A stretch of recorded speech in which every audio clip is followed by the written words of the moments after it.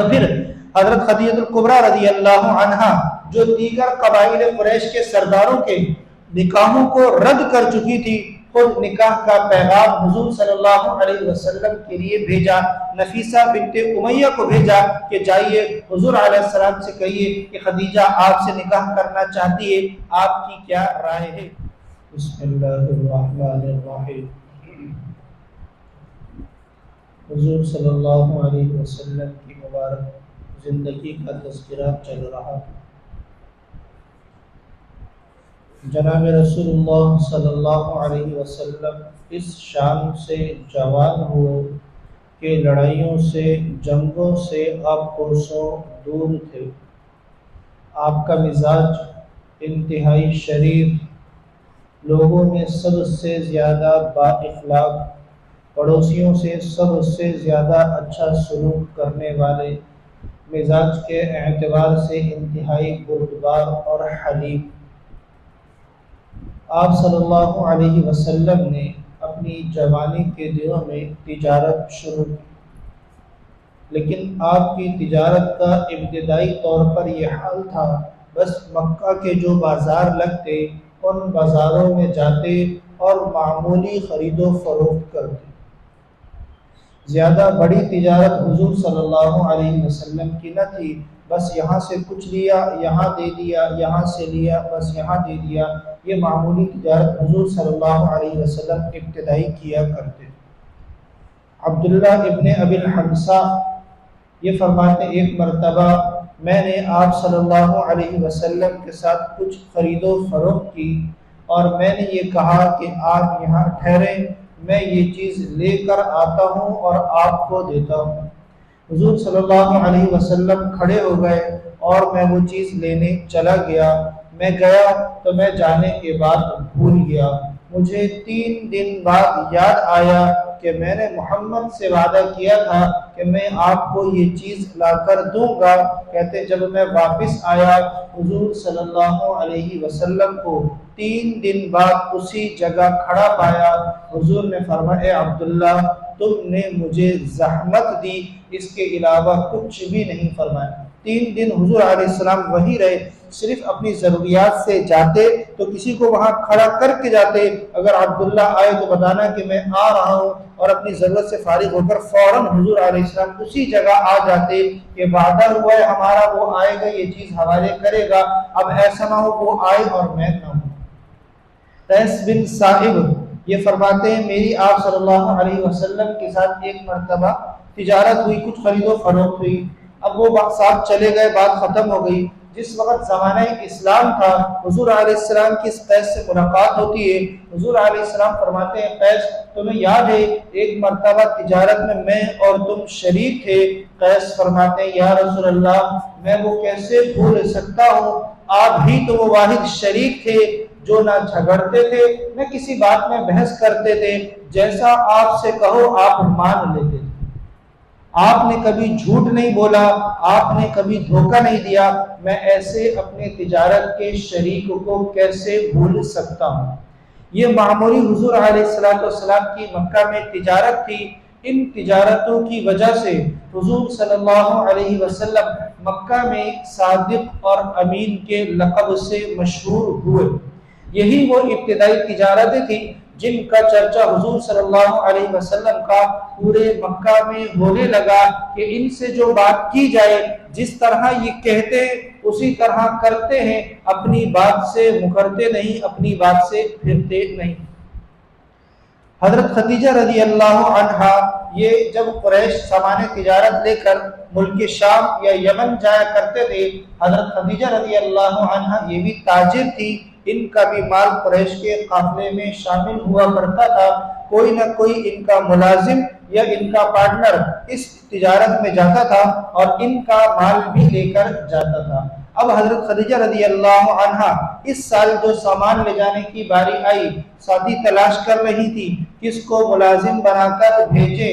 حضور صلی اللہ علیہ وسلم کا چرچا مکہ میں ہو رہا تھا کہ صادق بھی ہیں، امین بھی ہیں۔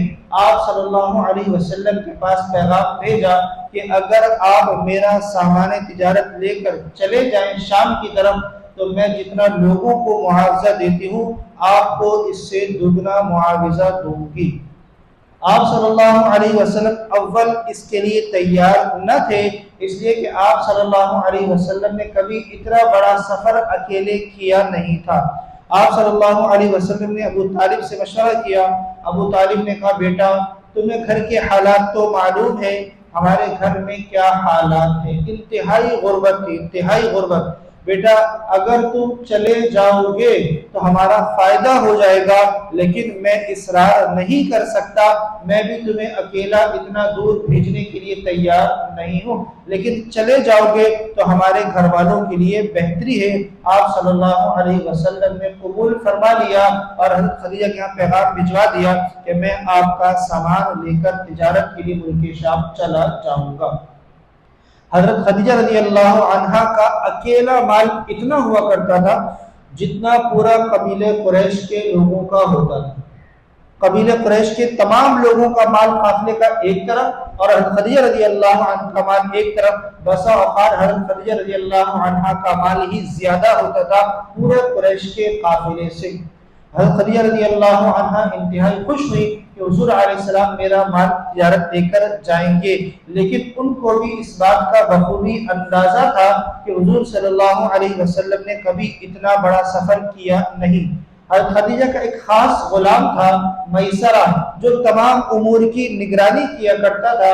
حضرت خدیجہ نے اس میسرہ سے کہا اے میسرہ میں حضور صلی اللہ علیہ وسلم کو تجارت کا سامان دے کر شام بھیج رہی ہوں، تم ساتھ جانا اور ہر معاملے کی نگرانی کرنا، کسی معاملے میں محمد کو پریشان ہونے نہیں دینا، لیکن وہ جیسا کہیں ویسا کرنا، یہ نہیں پوچھنا کیوں، صحیح یا غلط چھوڑ دینا، جیسا وہ کہتے ہیں بس وہ کہنا۔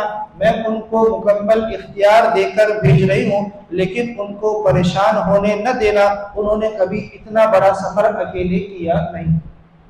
میسرہ فرماتے ہیں ہمارا قافلہ جو ہی مکہ سے نکلا تو میں دیکھتا ہوں ہمارے پورے قافلے کے اوپر دھوپ ہے اور سخت گرمی ہے، لیکن حضور علیہ السلام کے ساتھ ایک بادل چل رہا ہے جو حضور علیہ السلام پر مکمل سایہ کیے ہوئے ہے۔ میں نے نہیں دیکھا کہ حضور پر کبھی دھوپ آئی ہو اس سفر میں۔ فرمانے لگے ہم بصرہ پہنچے، میسرہ فرماتے جب ہم بصرہ پہنچے، بصرہ میں ایک جگہ پر قیام کیا تو جہاں حضور علیہ السلام بیٹھے تھے وہاں ایک راہب کا عبادت خانہ تھا۔ وہ راہب اپنے عبادت خانے سے باہر آتا ہے اور حضور علیہ السلام کی طرف اشارہ کر کے کہتا ہے یہ کون ہے؟ میں نے کہا یہ حرم کے رہنے والے ایک مکی نوجوان ہے۔ تو مجھ سے راہب نستورہ جس کا نام تھا وہ کہنے لگا ہوا نبی، کیا یہ نبی ہے؟ میں نے کہا مجھے نہیں معلوم یہ تم کیا بات کر رہے ہو، نبی کیا ہوتا ہے؟ کہا جس درخت کے نیچے آج یہ بیٹھے ہیں اس درخت کے نیچے اس سے پہلے صرف عیسیٰ ابن مریم بیٹھے تھے اور انہوں نے بتایا تھا میرے بعد جو اس درخت کے نیچے بیٹھے گا وہ اس امت کا گویا کہ آخری نبی ہوگا۔ اب عیسیٰ ابن مریم کے بعد یہاں اس درخت کے نیچے یہی بیٹھے ہیں تو لگتا مجھے یہ ہے یہی اس امت کے آخری نبی ہوں گے۔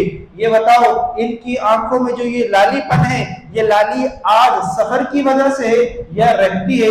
میسرہ کہنے لگے یہ لالی تو ہم بچپن سے ہی ان کی آنکھوں میں دیکھ رہے، یہ سرخی کبھی ان کی آنکھوں سے جدا ہوئی نہیں۔ وہ نستورہ آتا ہے حضور صلی اللہ علیہ وسلم کے ہاتھ کا، پیشانی کا اور ایک روایت میں پیشانی اور قدم کا بوسہ دیتا ہے اور کہتا ہے مجھے بس ایک چیز دیکھنی ہے، اگر آپ اجازت دیں تو دیکھ لوں۔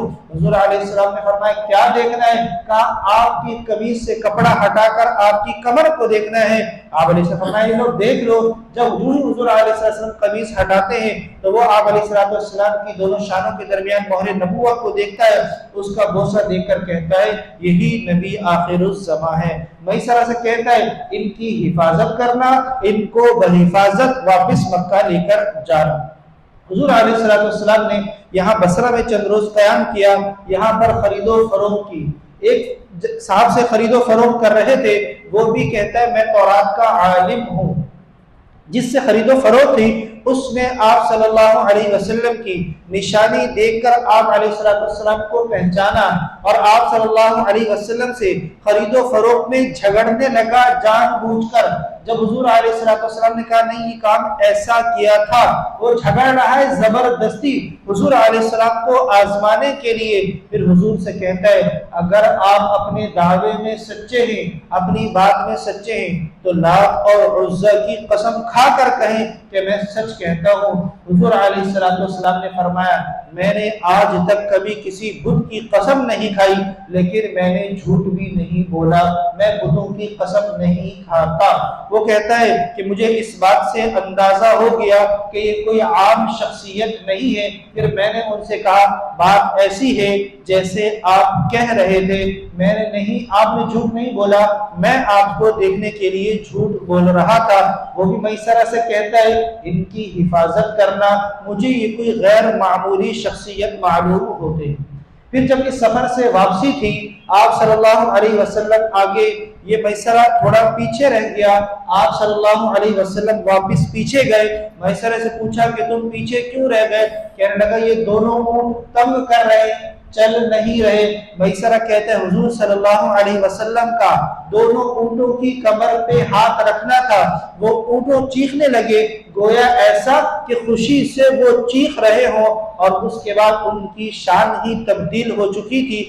جو پہلے چلنے میں مجھے تنگ کر رہے تھے اب بآسانی چلنے لگے، بسا اوقات خوشی سے اچھل اچھل کر دوڑ بھی رہے تھے۔ مجھے یہ معاملہ سمجھ نہ آیا کہ محمد کے ہاتھ رکھنے سے ایسا اونٹوں پر کیا ہو گیا جو اونٹوں کی شان ہی بدل گئی۔ اب وہ چلتے ہیں، کبھی اچھلتے ہیں، کبھی دوڑتے ہیں، اور اس شان سے وہ اونٹ بھی چل رہے، جو ہی محمد نے ہاتھ رکھا ان کی گویا کہ حالت ہی بدل گئی۔ پھر جب حضور صلی اللہ علیہ وسلم مکہ آنے لگے، میسرہ کہتے ہیں میں دیگر سامان کے ساتھ تھوڑا پیچھے تھا، حضور صلی اللہ علیہ وسلم آگے چلے گئے۔ جس وقت حضور صلی اللہ علیہ وسلم مکہ میں داخل ہوئے، تمام لوگوں نے بھی دیکھا، خود حضرت خدیجہ الکبریٰ رضی اللہ عنہا نے بھی دیکھا کہ حضور صلی اللہ علیہ وسلم پر گویا کسی چیز نے سایہ کیا ہوا ہے، اور حضور علیہ السلام اس سائے میں چل کر آ رہے ہیں۔ حضرت خدیجہ فرماتی میں نے خود بھی دیکھا، جو عورتیں میرے ساتھ تھی میں نے ان کو بھی کہا دیکھو یہ کیا معاملہ ہے، تمام جگہ پر دھوپ ہے اور حضور علیہ السلام پر محمد پر سایہ ہے۔ خدیجہ فرماتی ہے میں نے یہ سایہ دیکھنے کے لیے حضور سے کہا میسرہ کہاں ہے؟ حضور نے کہا پیچھے ہیں، آ رہے۔ حضرت خدیجہ فرماتی میں نے کہا جائیے میسرہ کو لے کر آئیے کہ میں یہ نظارہ دوبارہ دیکھوں۔ اب سب کو جمع کیا، دیکھو محمد میسرہ کے ساتھ آئیں گے، ان کی شان دیکھنا۔ حضور علیہ السلام جب دوبارہ میسرہ کے ساتھ مکہ میں داخل ہوتے ہیں تو حضور صلی اللہ علیہ وسلم پر اسی طرح بادل نے، ابر نے سایہ کیا ہوا ہے۔ حضرت خدیجہ کبریٰ رضی اللہ عنہ خود بھی بڑی حیران ہوتی ہیں، سب کو دکھاتی ہیں، میسرہ سے سفر کے حالات پوچھتی ہیں۔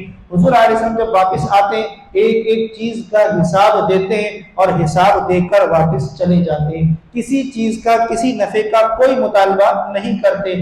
حضرت خدیجہ میسرہ سے پوچھتی ہیں کیسا سفر رہا؟